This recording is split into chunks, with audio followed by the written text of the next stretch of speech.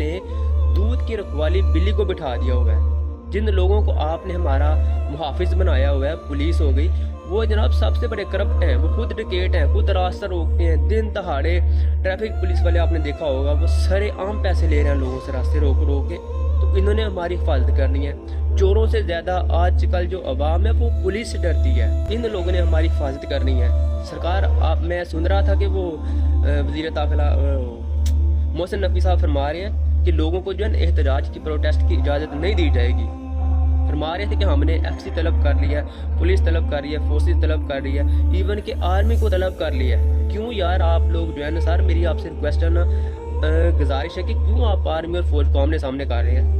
Army ایک ملک کی بقا کے لیے ضروری ہوتی ہے۔